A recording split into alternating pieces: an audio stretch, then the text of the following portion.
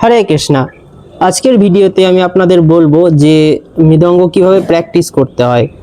কারণ যখন আমি প্রথম মৃদঙ্গ শিখছিলাম তখন এই জিনিসটা আমাকে বলার মতো কেউ ছিল না, কিভাবে মৃদঙ্গটা প্র্যাকটিস করা দরকার ছিল।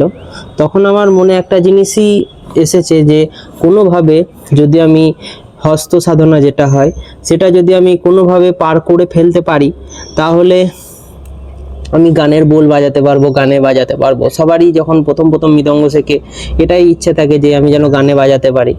তো তার জন্য ভালোভাবে হস্ত সাধনাটাকে কোনোভাবে দায়সারা করে স্পিডে তুলে বাজানোর চেষ্টা করেছি। ঠিক আছে, এরকম হয়তো আপনাদেরও হয়েছে অনেকজনের সাথে। সবারই এই যে একজন আমাকে কমেন্টে বলেছিল যে হস্ত সাধনা কতদিন করতে হয়, এই জিনিসটা বলেছিল। তো আমি বলে দিই যে প্র্যাকটিস করার আগে, ঠিক আছে, গানের বোল প্র্যাকটিস করার আগে তেরে খেটা এবং এর যত ভেরিয়েশন আমি দিয়েছি ইউটিউবে, তো সেইগুলো আগে প্র্যাকটিস করা দরকার। সমস্ত কিছু এর থেকেই সৃষ্টি।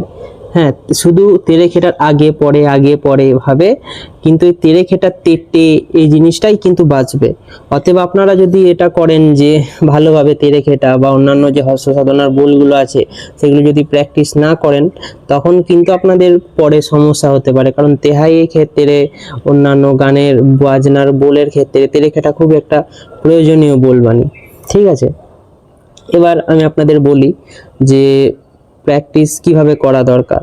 প্রথমে ধরুন আপনি বসলেন মৃদঙ্গ নিয়ে এবং তার অন্যান্য বোল বাণী বাজানোর আগে তেরে খেটা প্র্যাকটিস করলেন।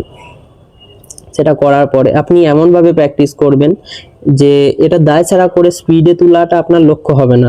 আপনার লক্ষ্য এটা হবে যে আমি তেরে খেটা বাজাবো, সেইটার মধ্যে যেন মিষ্টতা উঠে আসে। ঠিক আছে, এমন নয় যে দায় ছাড়া কোনোভাবে বাজিয়ে দিলাম। আমি দায় ছাড়া করি প্রথমে প্র্যাকটিস করেছি তেরে খেটাটা। আর সব থেকে বড় ভুল যেটা অনেকজনা করে, একটা কমেন্টে আমি দেখলাম যে প্রভু এই বাজনাটা যে দাধিনী ঝাঁতের রেখাটা যেটা দেখিয়েছিলাম, দাধিনী ঝাঁতের রেখাটা তাঁতিনি তাঁতের রেখাটা দাধিনী ঝাঁতের রেখাটা তাঁতিনি তাঁতের রেখাটা, তো সেই বাজনাটায় উনি বললেন যে এটা ছোট হাতে দেখানো যাবে না। তো আপনাদের সব থেকে বড় ভুল হবে যে যদি আপনি শুধুমাত্র বড় হাতের বাজনাগুলোকে অ্যাভয়েড করে ছোট হাতের বাজনাটা বাজান। ঠিক আছে, কারণ আপনাদের দুটোই প্রয়োজন হবে। তেরে খেটা বড়তেও বাজাতে পারতে হবে, আবার ছোট হাতেও বাজাতে পারতে হবে। সবটাই মানে এমন নয় একটা পারছি তো একটা পারছি না, এরকম যেন না হয়। ঠিক আছে, আপনি একটা নির্দিষ্ট স্পিডে তুলতে চাইছেন। ঠিক আছে, এবার ধরুন স্পিডের উপরে আসা যাক। মানে আপনি স্পিড তুলতে চাইছেন, এবার আপনাকে একটা জিনিস লক্ষ্য করতে হবে, আমি স্পিডে তুলতে পারছি এইটা নয়, ওই একই স্পিডে কতক্ষণ আমি বাজনাটাকে ধরে রাখতে পারছি। ঠিক আছে, আপনি প্র্যাকটিস করার সময় যেমন ক্লকে স্টপ ওয়াচ হয়, সেই স্টপ ওয়াচে আপনি দেখবেন যে তেরে খেটা হোক, তিখি তাকি তেরে খেটা হোক, দেরে ঘেনা হোক, এই বোলবাণীগুলো আপনি কতক্ষণ ধরে রাখতে পারছেন। ঠিক আছে, 5 মিনিট, 6 মিনিট, 7 মিনিট। প্রথমে এই জিনিসগুলো করে না আপনার আনন্দ হবে। প্রথম দিন ধরলেন 2 মিনিট ধরে রাখতে পারছেন, তারপর দিন দেখলেন আমি 3 মিনিট ধরে রাখতে পারছি, 3.5 মিনিট ধরে রাখতে পারছি। এই জিনিসগুলো করে আপনার একে তো মজাও লাগবে আর আপনি বুঝতে পারবেন যে আপনার হাতটা যেটা ভেরিয়ে যাচ্ছে।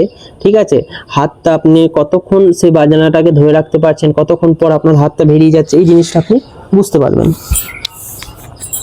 তো এইভাবে প্র্যাকটিস করা প্রয়োজন আপনার, যেন এই জিনিসটা যেন না হয় একই লয়ে যেন আপনারা প্র্যাকটিস করতে পারেন। এমন নয় ধরুন তেরে খেটা স্লোতে বাজাতে হট করে ফাস্ট হয়ে যাচ্ছে, হট করে, মানে ওই স্পিডটাকে আপনাকে ধরে রাখতে হবে।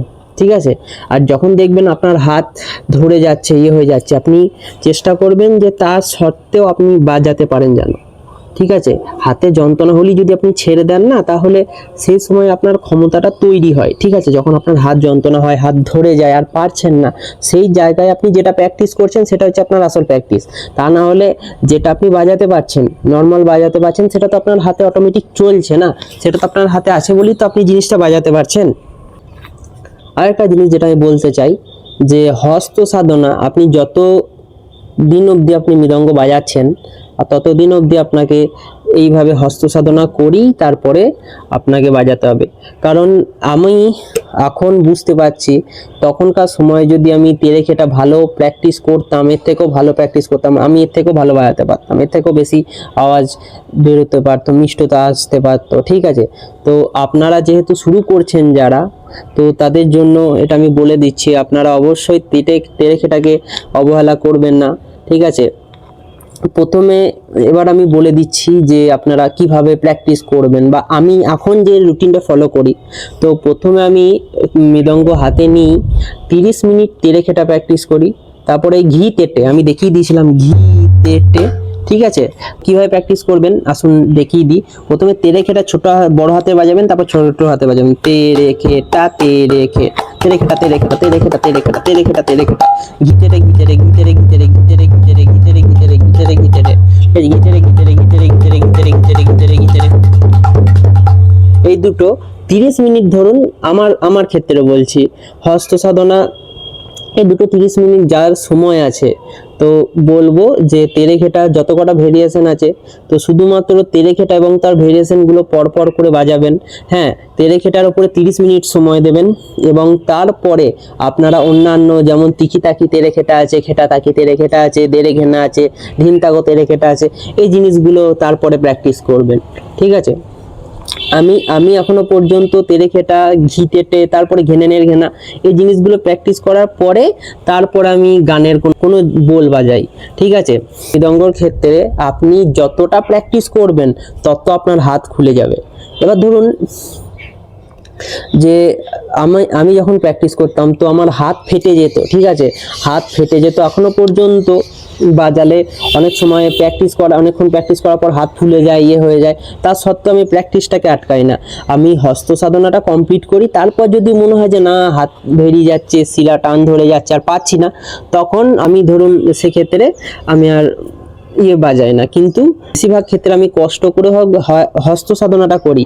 আর কটা জিনিস আপনাকে প্র্যাকটিসের দিকে নজর রাখতে হবে, আপনি একদিন 1 ঘন্টা বাজিয়ে দিলাম, তার পরের দিন আর বাজালাম না, সেরকম নয়। কিন্তু আপনি যদি প্রত্যেক দিন 15 মিনিট সময় পান, বা ধরুন একটু কমিয়ে দিলাম 10 মিনিট সময় পান, তা সেই 10 মিনিট ধরে প্রথমে আপনাকে 5টা মিনিট শুধু এই তেরেখেটাই বাজাতে হবে। ঠিক আছে, এটা আমি একটা উদাহরণ হিসেবে বলছি। যদি আপনি প্রত্যেকদিন 10 মিনিট করে সময় লাগান না, মানে প্র্যাকটিসে দেন না, তো সেক্ষেত্রে আপনার টাইম লাগবে অনেকটা, কিন্তু আপনি শিখতে ভালো পারবেন। প্রত্যেকদিন যদি আপনি প্র্যাকটিস করেন, আপনার আস্তে আস্তে আস্তে আস্তে অবশ্যই আপনি ভালো বাজাতে পারবেন। ঠিক আছে, তবে একটা জিনিস মাথায় রাখবেন, একদিন 1 ঘন্টা 2 ঘন্টা 3 ঘন্টা বাজিয়ে নিলাম, আরেকদিন বাজালামই না, এই জিনিসগুলো করবেন না।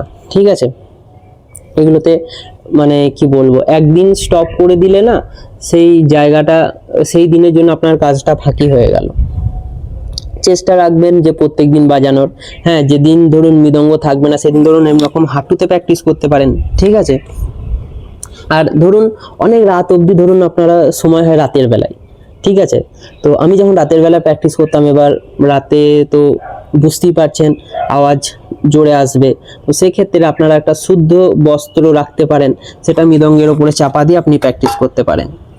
এই ছিল মৃদঙ্গ প্র্যাকটিসের কিছু টিপস আপনারা বলতে পারেন, যেটা আপনাদের ওপরে তুলে ধরলাম। আশা করছি ভিডিওটা আপনাদের পছন্দ হয়েছে, ভালো হয়েছে।